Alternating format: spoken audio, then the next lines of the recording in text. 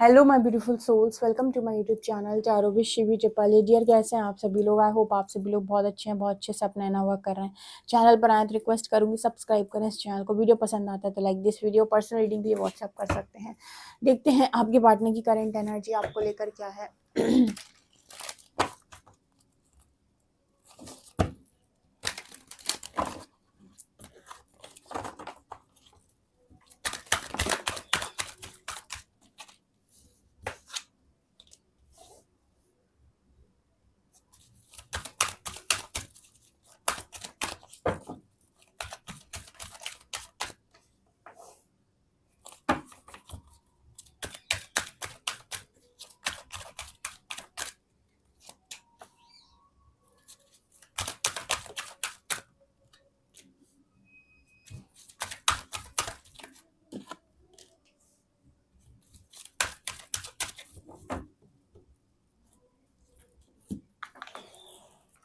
Okay, आपके partner की energy क्या है डियर? क्या सोच रहे हैं अभी आपको लेकर? देखिए, जो मैं देख पा रही हूँ ना, पहला कार्ड आया है स्टबर्ननेस का, सरेंडर, स्टबर्ननेस। तो यहाँ पर ये दिखाने की कोशिश कर रहा है कि आपके पर्सन अगर बहुत स्टबर्न बिहेव करते हैं, बहुत ही स्ट्रॉन्ग स्टबर्न बिहेव करते हैं, जिद्दी हैं, बहुत अकड़ू हैं बहुत ज़्यादा, और इनकी जिद और अकड़ के चक्कर में आपने अपनी ज़िंदगी के अंदर इस पर्सन के साथ बहुत कुछ झेला है, बहुत ज़्यादा।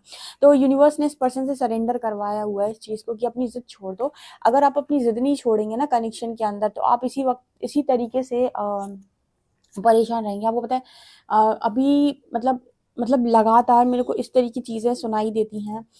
घर में भी मतलब कोई बात कर रहा है, कहीं बाहर भी देखो ज़्यादा बातें हो रही हैं, या फिर आप लोग भी आते हो पर्सनल रीडिंग में भी, मतलब उसी उसी तरीके सारे केसेस सुनाई दे रहे हैं हर जगह की।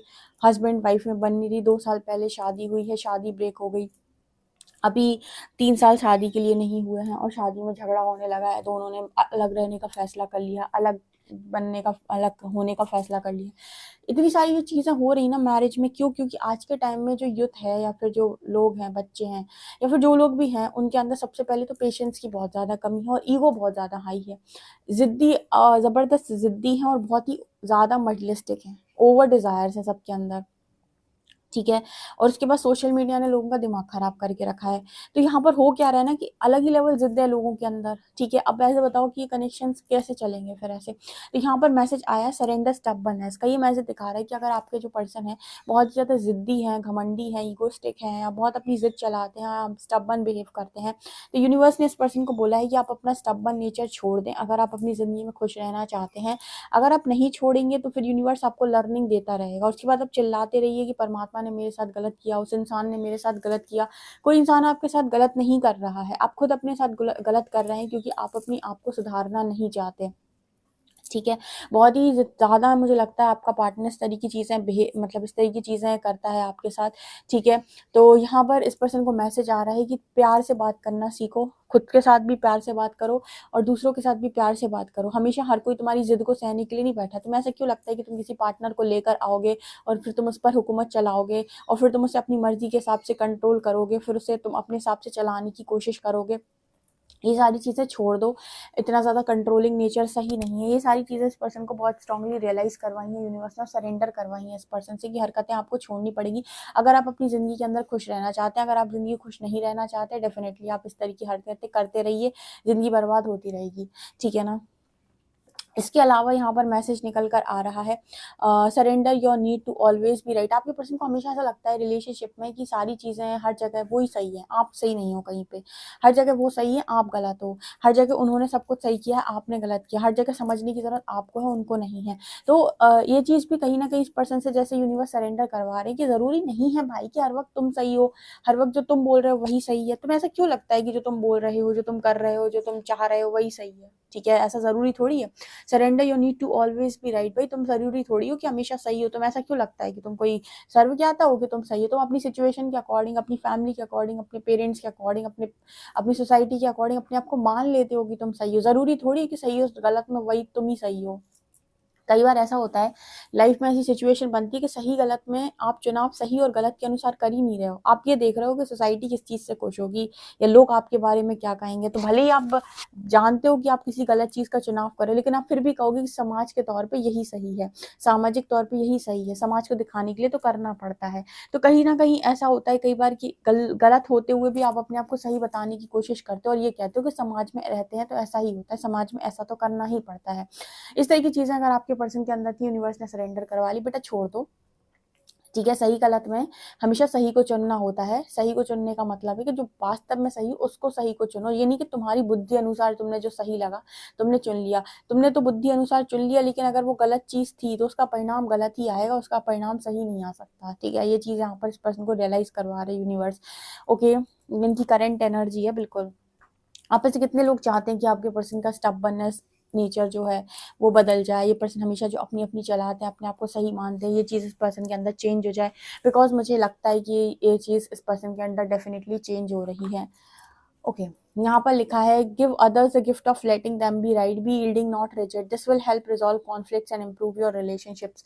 तो आपके रिलेशनशिप इसीलिए खराब होते हैं ना, क्योंकि आपको लगता है कि आप जो बात कर रहे हो, आप जो कह रहे हो वही सही है, ठीक है। तो इससे इसका मतलब है कि आप अदर अदर व्यक्ति को, जो दूसरा व्यक्ति है उसको तो आप चांस ही दे, अदर पर्सन को तो आप चांस ही नहीं दे रहे हो। तो फिर कॉन्फ्लिक्ट कैसे सही होंगी? आपको हमेशा ये लगेगा कि आप सही हैं और इस इंसान को आप बेवकूफ़ लगोगे, क्योंकि उसको लगता है कहीं न कहीं कि आपको समझदारी की ज़रूरत है, आपको समझने की ज़रूरत है। तो ये चीज़ यहाँ पर इस पर्सन को रियलाइज़ करवाई गई है।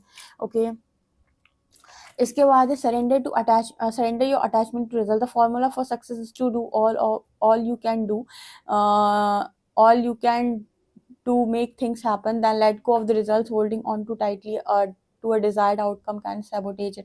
मतलब यहाँ पर ऐसा मैसेज निकल कर आ रहा है कि भाई हर बार तुम कोई काम करते हो, फिर तुम्हें कि मैंने ये काम किया था तो इसमें मुझे ये रिजल्ट मिलना चाहिए था, ये क्यों मिला, ठीक है। हर बार आपके पर्सन की एनर्जी ये भी होती है कि मैंने तो ये काम किया था, फिर मुझे ये रिजल्ट मिलना चाहिए, ये सिला क्यों मिला, मैं तो इस व्यक्ति के लिए इतना किया था, तो फिर मुझे तो ये मिलना चाहिए था, मुझे ये क्यों मिला।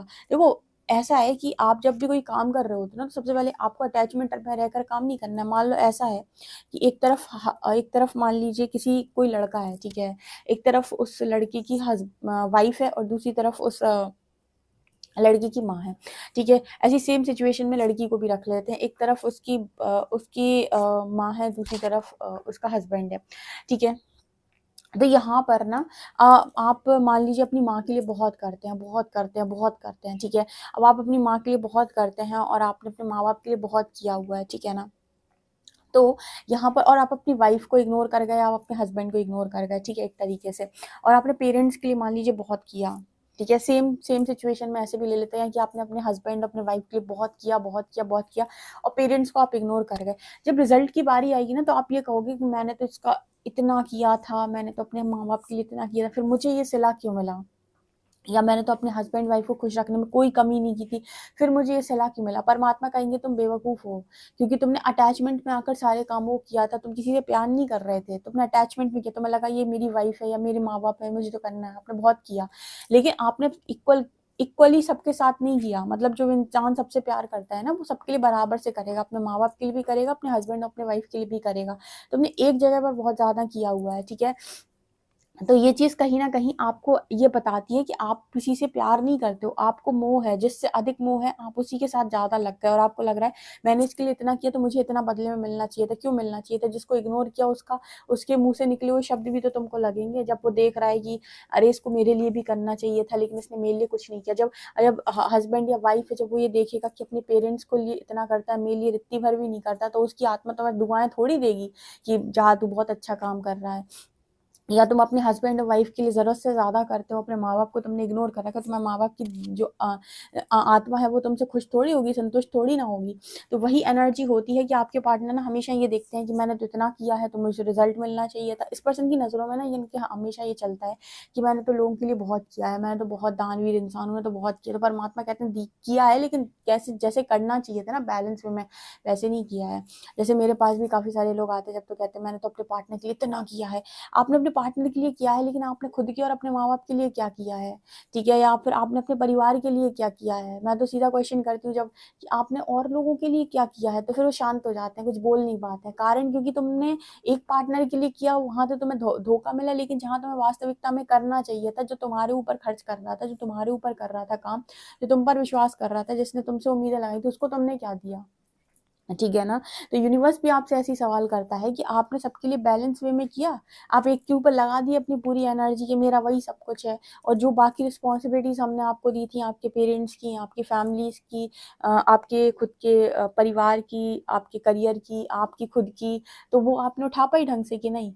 तो वहां पर आप फेल हो जाओगे, वहां पर यूनिवर्स आपको बहुत जबरदस्त तरीके से समझाएगा कि आप सब जगह इक्वली बैलेंस नहीं थे, इस वजह से आज आप ये भुगत रहे हैं, ठीक है ना। और यही इसी चीज का परिणाम है।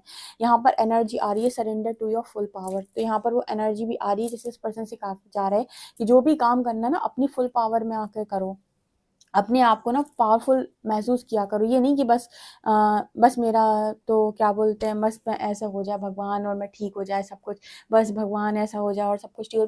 हर व्यक्ति ना लाचार और बेबसी की जिंदगी को चूज करता है, वो चॉइस बनाता है कि बस भगवान इतना हो जाए बस, ठीक है। वो ये सोचते ही नहीं कि यार मैं अपनी फुल स्ट्रेंथ फुल पावर में जिंदगी को जीऊँ, मैं परमात्मा का बच्चा हूँ, सोचता ही नहीं है।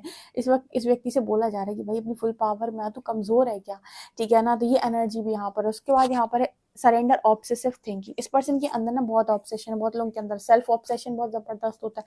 उनके अंदर से मैं नहीं खत्म होता, मैं सुंदर, मैं खूबसूरत, मेरी जॉब, मेरी फैमिली, मैं ये, मेरी बीवी, मेरे बच्चे, उसके अंदर से मैं नहीं खत्म होता। तो जिनके अंदर ऑब्सेशन बहुत ज्यादा होता है ना, वहां पर भी यूनिवर्स कहता है कि सेल्फ ऑब्सेशन को थोड़ा नीचे कर, ठीक है। सेल्फ ऑब्सेशन हमेशा तुमसे ये कहता है कि तुम ही सही हो, क्योंकि तुम्हें खुद पर इतना ज्यादा कॉन्फिडेंस है, ओवर कॉन्फिडेंस है कि तुम्हें लगता है कि तुम ही सही हो हर जगह। तो इस ओवर थिंकिंग को भी थोड़ा कम कर दो। तुम बहुत ज्यादा सोचते हो अपने बारे में, बहुत ज्यादा ऑब्सेसिव हो तुम, ठीक है। और अगर तुम किसी और व्यक्ति को लेकर बहुत ज्यादा तुम्हारे अंदर जुनून है, तो वो भी थोड़ा कम कर दो। मतलब जो भी चीजें तुम अंदर ओवर हैं उनको कम करो, ऐसा इस पर्सन को गाइडेंस आ रहा है। नहीं तो जिंदगी बर्बाद हो जाएगी, काहे को अपनी जिंदगी बर्बाद करनी। यहाँ पर लिखा है सरेंडर लो है self esteem, you deserve success love and abundance. देखो कहीं कहीं जगह पर ना आपके अंदर ना बहुत क्षमता होती है, काबिलियत होती है, पोटेंशियल होता है, लेकिन क्योंकि आप खुद पर विश्वास नहीं करते, आप खुद को जागृत नहीं समझते और खुद को आप डिजर्विंग नहीं मानते, आप कहीं ना कहीं उन सारी चीजों से वंचित रह जाते हैं। तो यहाँ पर मैसेज आ रहा है आपके पर्सन के लिए कि हर व्यक्ति सक्सेस लव अबंडेंस डिजर्व करता है। आपको कहीं ना कहीं इंटेंशन ऐसे डालने होते हैं कि यस मैं पा सकता हूँ, मैं अबंडेंस पा सकता हूँ, मैं अच्छा रिलेशनशिप पा सकता हूँ, और मैं खुद को सुधार कर सारी चीजों को पा सकता हूँ। आप लो सेल्फ स्टीम को क्यों चुनते हो, ठीक है। तो कहीं ना कहीं ये चीज भी इस पर्सन को लगातार समझाई जा रही है यूनिवर्स के थ्रू कि जॉय, खुश रहना शुरू करो, खुशी को अपनी लाइफ के अंदर आने दो, ठीक है। ये लोअर वाइब्रेशन एनर्जी को छोड़ो अपने अंदर, कंट्रोलिंग नेचर, स्टबर्ननेस और जरूरत से ज्यादा कंट्रोल करना, इन सारी चीजों को छोड़ो। ये इस पर्सन की इस वक्त में एनर्जी है। देखते हैं कि टैरो क्या बताते हैं आप लोग के लिए।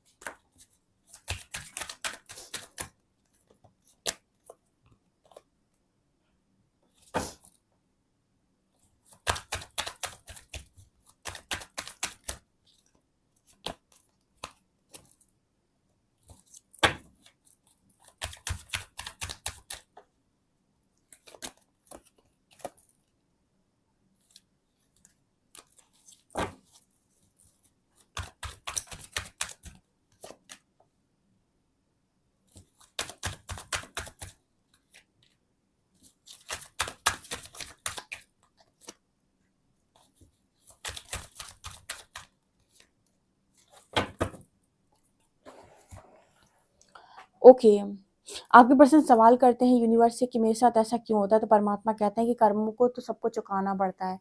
आपका पार्टनर लगातार ये सवाल करता है यूनिवर्स से कि मेरे साथ ये सारी चीज़ें क्यों हो रही, मुझे इतनी तकलीफ क्यों मिल रही, मेरे को इतना ज़्यादा डर क्यों लग रहा है, मेरे फियर इश्यूज़ क्यों सरफेस आ रहे हैं, मेरी ज़िंदगी में ये सब क्या हो रहा है, ये सारी चीज़ें मेरी ज़िंदगी में क्यों हो रही। तो परमात्मा कहते हैं कि कर्म से तो ईश्वर भी नहीं बचा, विधि का विधान है कि जो करोगे वो पाओगे, जो बोओगे वो पाओगे। तो डेफिनेटली ये जो कुछ भी आज आपके साथ हो रहा है ये आपके कर्मों का ही हिसाब किताब है। 6 ऑफ पेंटिकल दिखा रहे कर्मा की एनर्जी है। इसके अलावा यूनिवर्स से आपके पर्सन प्रे कर रहे हैं कि वो थर्ड पार्टी के साथ नहीं रहना चाहते, वो अपनी लाइफ के अंदर फ्री ज़िंदगी को जीना चाहते हैं। उन्हें इस सिचुएशन में क्यों डाला है, तो अगेन यूनिवर्स इस पर्सन से बोल रहे हैं कि आपकी कार्मिक साइकिल थी, इसकी वजह से आपको इस सिचुएशन में डाला गया है, आप अपने कर्मा को काटिए। उसके अलावा आपके पास कोई ऑप्शन नहीं है, ठीक है। आपको इधर पे ये काम करना ही होगा, आप भाग नहीं सकते हो। आपके पर्सन पूरी कोशिश करते हैं, बहुत ज़्यादा मेहनत करते हैं, चीज़ें निभाने की कोशिश करते हैं, रिश्ता निभाने की कोशिश करते हैं, थर्ड पार्टी को हैंडल करने की कोशिश करते हैं। हर चीज़ इस पर्सन ने करके देख ली। थर्ड पार्टी यहाँ पर कोई अदर रोमांटिक पर्सन की बात नहीं कर रही हूँ मैं, ठीक है, क्योंकि ये रोमांटिक पर्सन भी हो सकता है और कुछ-कुछ लोगों के लिए फैमिली भी बहुत ज़बरदस्त थर्ड पार्टी का रोल प्ले करती है। जहाँ पर वो इंसान है वो थर्ड पार्टी यानी उसकी फैमिली में ही घूमता रहता है और ज़बरदस्ती उसे अपनी फैमिली के लिए बहुत सारी चीज़ें करनी पड़ती हैं, ना चाहते हुए भी करनी पड़ती है, क्योंकि फैमिली से बहुत स्ट्रॉन्ग कर्मा जुड़ा होता है पास्ट लाइफ का। तो फैमिली उनको छोड़ती नहीं है, फैमिली के लिए उन्हें करना ही पड़ता है। परमात्मा भी उन्हें कहीं भागने नहीं देते, उन्हें फैमिली के लिए करना ही पड़ता है। तो अगर ये फैमिली भी है तो डेफिनेटली ये पर्सन फैमिली से भी फ्री होना चाहते हैं, ये अननेसेसरी का बोझ ढोना नहीं चाहते। लेकिन यूनिवर्स इनको बोल रहा है कि आपके पास कोई ऑप्शन नहीं है, आपको ये तो करना ही होगा। सन की एनर्जी दिखा रही है, इस पर्सन को लगातार इस तरह की चीज़ें बोली जा रही कि आपको ये करना ही होगा। तभी जाकर आपकी ज़िंदगी के अंदर रोशनी आएगी, पॉजिटिविटी आएगी, तभी जाकर आप इन सब चीज़ों से आज़ाद हो पाएँगे। आपको ये सारी चीज़ें काटनी पड़ेंगी, यहाँ के लेसन्स आपको लर्न करने पड़ेंगे तभी आप यहाँ से निकल पाओगे। ये इस पर्सन की करंट एनर्जी है। ओके, आई होप आप लोगों को पसंद आई हो। वीडियो पसंद आए तो like this video, subscribe my channel. Thank you guys.